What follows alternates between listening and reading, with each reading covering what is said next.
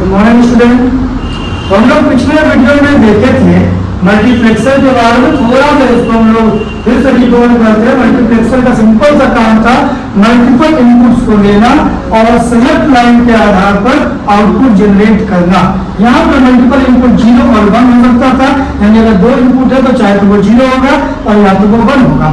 और फिर एक सेलेक्ट लाइन था, सेलेक्ट लाइन आपको 0 हो सकता था या तो 1 हो सकता था। अगर सेलेक्ट लाइन 0 है तो y0 सेलेक्ट होगा, अगर सेलेक्ट लाइन 1 है तो y1 सेलेक्ट होगा। क्लियर? अब मशीन तभी काम करेगा जब इनेबल का वैल्यू 1 होगा। इस आधार पर हम लोग ब्लॉक डायग्राम देखे थे। इनेबल का वैल्यू अक्सर के लिए हमने 1 कर दिया क्योंकि 0 पर ये काम ही नहीं करेगा, इसलिए हमने इसको 1 कर दिया। और उसके बाद सेलेक्ट लाइन का वैल्यू कभी 0 होगा तो कभी 1 होगा। उस केस में हमने 4 टाइम्स 0 लिया है और 4 टाइम्स हमने 1 ले लिया है। तो ये 4 टाइम्स ही क्यों? क्योंकि एक कॉम्बिनेशन जो i है 0 और i1 का है, 0 0 0 1 1 0 1 1। सिमिलरली जो सेलेक्ट लाइन 1 होगा उस केस में भी 0 0 0 1 1 0 1 1 ये आपको कहीं ना कहीं इनपुट लाइन होगा। इस आधार पर हमने चूज किया था कि अगर इस चारों ही केस में सेलेक्ट लाइन अगर 0 है इसका मतलब कि i0 सेलेक्ट होगा। y0 का वैल्यू क्या था? i0 सेलेक्ट होगा। लेकिन अगर 1 है तो y1 सेलेक्ट होगा। ये हमने बताया था कि अगर इसका वैल्यू 0 है तो y0 को सेलेक्ट करना है, 1 है तो y1 को सेलेक्ट करना है। उस आधार पे हमने ये लिख दिया था। यहाँ पर अगर हम चाहें तो i0 और i1 की जगह पे अगर आप चाहें तो 0 और 1 के फॉर्मेट में भी लिख सकते हो। यानी कि अगर 0 है तो सारे केस में कौन सेलेक्ट होगा? i0। इसका मतलब हमें 0 सेलेक्ट होगा, 0 सेलेक्ट होगा, 1 सेलेक्ट होगा, 1 सेलेक्ट होगा। और इस केस में हम बात करेंगे i1 को, मतलब 0 1 0 1 ये सेलेक्ट होने वाला है। ये आपका कहलाता है ट्रूथ टेबल। और इस ट्रूथ टेबल के आधार पे हम लोग क्या देखेंगे? Combinational circuit. तो कॉम्बिनेशनल सर्किट की अगर बात करेंगे हम लोग तो कहीं ना कहीं इसके आधार पर जहां जहां 1 आया है उस 1 को हम लोग पकड़ेंगे। एक 1 यहाँ पे आया है, एक 1 यहाँ पे आया है, एक 1 यहाँ पे आया है और एक 1 यहाँ पे आया है। ये चारों 1 का जो कॉम्बिनेशन है इस कॉम्बिनेशन को हम लोग तैयार करेंगे। तो हम लोग एक एक्सप्रेशन लिखेंगे। अगला तो हम लोग क्या लिखेंगे? Boolean expression. ये क्या होगा? तो 1 ये केस में है तो सबसे पहले y इक्वल टू व्हाट? तो हम इसकी बात करेंगे e s का जो 0 वैल्यू है s कॉम्प्लीमेंट, उसके बाद i0 तो i0 का पॉजिटिव वैल्यू है और फिर i1 का कॉम्प्लीमेंट है। प्लस अगर हम इसकी बात करेंगे तो आगे देखेंगे e का पॉजिटिव वैल्यू, s का कॉम्प्लीमेंट वैल्यू, i0 का पॉजिटिव वैल्यू और फिर i1 का भी पॉजिटिव वैल्यू। उस पर हम इसकी बात करेंगे प्लस e का पॉजिटिव वैल्यू और s का भी पॉजिटिव वैल्यू और i0 का कॉम्प्लीमेंट और साथ साथ i1 का पॉजिटिव, क्योंकि ये 1 फिर प्लस लास्ट पॉइंट सब कुछ पॉजिटिव है, यानी e s i0 i1। ये आपका एक बूलियन एक्सप्रेशन तैयार होता है। इसको आप चाहे तो थोड़ा सिंप्लीफाई भी कर सकते हैं। तो सिंप्लीफाई करने के लिए क्या करेंगे? y इक्वल टू आप देखें इसमें से e s कॉम्प्लीमेंट और i0, e s कॉम्प्लीमेंट और i0 ये कॉमन है तो आप इसको कॉमन ले लीजिए। तो इसमें क्या बचेगा? i1 कॉम्प्लीमेंट, इसमें क्या बचेगा? i1।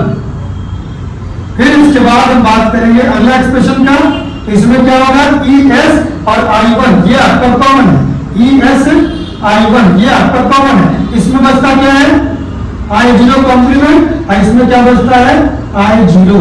और आप जो एक्सप्रेशन के लिए जो आपने रूल्स पढ़ा है उस रूल्स के हिसाब से आपको पता है कि x प्लस x कॉम्प्लीमेंट 1 होता है। तो ये दोनों ही केस में 1 हो जाएगा।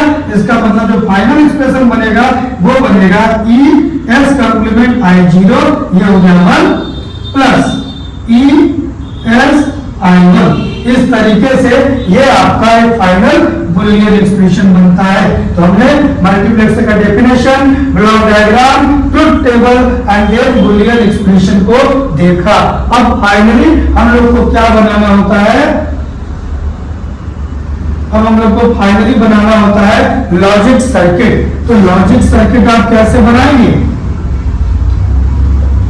तो लॉजिक सर्किट बनाने के लिए जितना भी डेटा है उन सभी को, ई है एक लाइन खींच लीजिए, एस है एक लाइन खींच लीजिए, एस का कॉम्प्लीमेंट भी है तो इस तरीके से आप एक कॉम्प्लीमेंट निकाल दीजिए। और फिर I0 और I1 है, ये I0 और फिर I1, ये हमने ये ले लिया। फाइनली ये इनपुट लेने के बाद हम लोग को क्या करना होता है, हम लोग को डायग्राम बनाना होता है। तो डायग्राम बनाने के लिए हम लोग क्या करेंगे, तो इसके लिए अगर हम लोग देखें यहाँ पे, तो यहाँ पे स्पेस का थोड़ा प्रॉब्लम हो रहा है, तो इसे हम लोग क्या बना लें। अगर हम डेफिनेशन को हटाते हैं तो आप देख सकते हैं कि हम डेफिनेशन को हटाकर इस सेम स्ट्रक्चर को ऊपर बनाने का प्रयास करते हैं।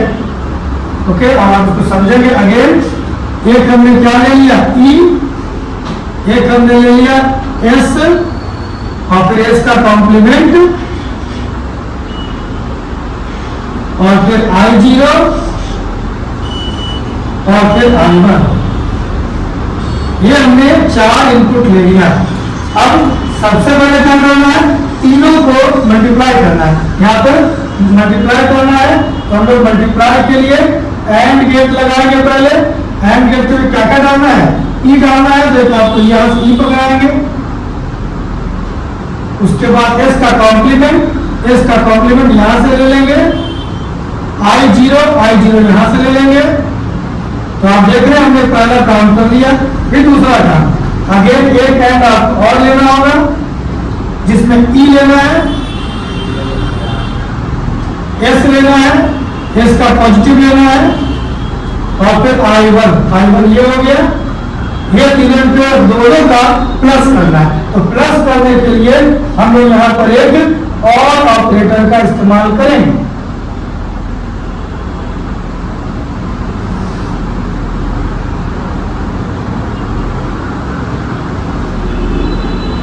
ठीक है, और ऑपरेटर में दोनों के डेटा को प्लस किया जाएगा।